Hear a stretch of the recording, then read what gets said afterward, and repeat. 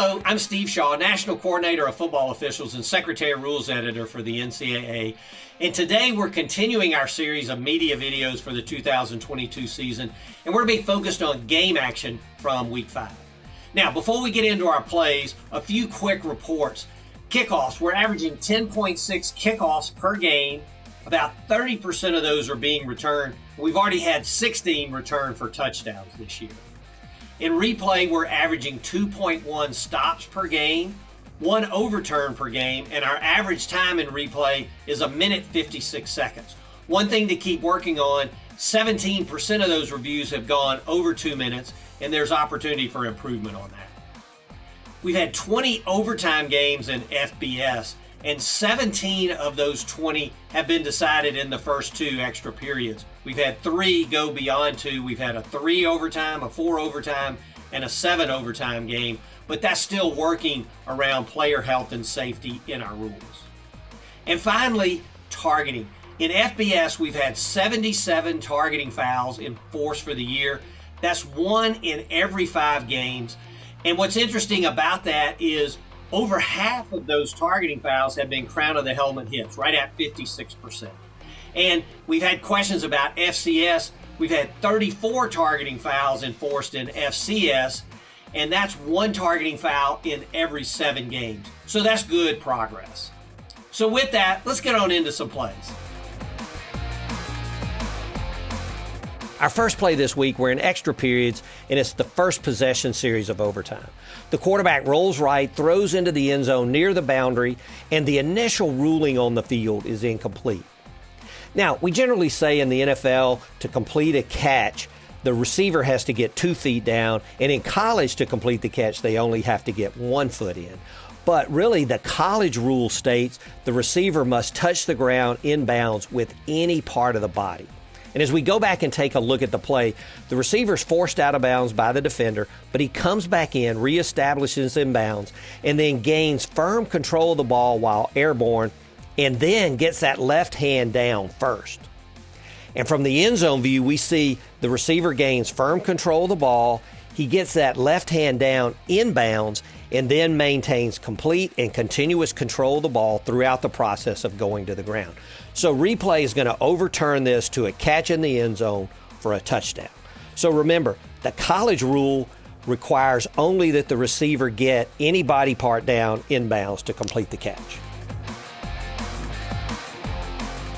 Play 2, we have a kickoff. The receiver feels the ball inside the 5 and is going to return it. Now he finds a hole up the middle of the field, and he's down at about the 42-yard line, and we have 2 flags down on the play. As we go back and take a look at the tackle, we see that the kicker, number 95, he sticks his right leg and foot out, and he trips the runner. Now the rule recently changed. It used to be that there was no tripping except against the runner. But when the rule changed, it took out the exception, and so now there is no tripping altogether in our game. And tripping is defined as intentionally using the lower leg or foot to obstruct an opponent below the knees. So this is a good call, and a 15-yard penalty is added to the end of the return. Play 3, the offense is nearing the red zone, and the quarterback completes a back shoulder throw to his receiver right at the boundary, and we immediately get a flag from our side judge. And you're going to see his preliminary signal is offensive pass interference on the receiver, number 8. Now, from a philosophy standpoint, what are the officials looking for in this situation to determine if there is offensive pass interference? So if there's contact initiated by the receiver by shoving or pushing the defender, and this action creates separation in an attempt to catch the pass, then it's offensive pass interference. And from the replay, and really simply stated, what we see is an extended arm by the receiver. He creates separation, and this is a clear act that is a foul for offensive pass interference. Play 4, the quarterback drops back, surveys the field, and can find no one open, and he's going to tuck the ball and run. Now, we see he slides feet first, making him down immediately and a defenseless player, and the defender, number 6, delivers a strong blow to the quarterback. Now we get 4 flags on the play: the referee, center judge, umpire, and line judge. And as the medical staff comes out to check on the quarterback, the officials do a good job of maintaining order and separating the teams. Now, we get a good announcement by our referee. After the play was over, personal foul, unnecessary roughness with targeting, number 6, defense, 15-yard penalty, automatic first down. The ruling on the field of targeting is under review. And it's important to note that the targeting is always reviewed by replay, but because there was a personal foul for unnecessary roughness with targeting, the 15-yard penalty is going to remain regardless of the outcome in replay. Now, as replay looks at the targeting, they go through their normal process. Number 1, we do have a defenseless player as the ball carrier slides feet first, and that makes them defenseless. And we have an indicator of targeting as the defender goes low and is leading with the shoulder to attack the defenseless player. And number 3, there is forcible contact with the shoulder to the head or neck area of this defenseless player. So replay confirms all aspects of targeting and the player is disqualified. Now, just a point of note here, it does not have to be helmet-to-helmet contact for this to be a targeting foul. Attacking with the shoulder, forearm, elbow to the head or neck area of a defenseless player is targeting as well. Play 5 has a few things we need to take a look at. First, the quarterback scrambles and throws a pass complete to the receiver for a first down, but the umpire has a flag down. And as we go back and take a look, we see that the snapper, number 51, is downfield 5 to 6 yards as the quarterback releases the pass. And since he is or has been downfield more than 3 yards, it is a correct call for an ineligible receiver downfield.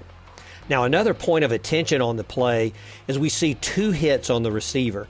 And as the receiver catches the ball, he tucks it away, turns upfield, and he transitions to a runner. And he's hit hard 2 times by different defenders.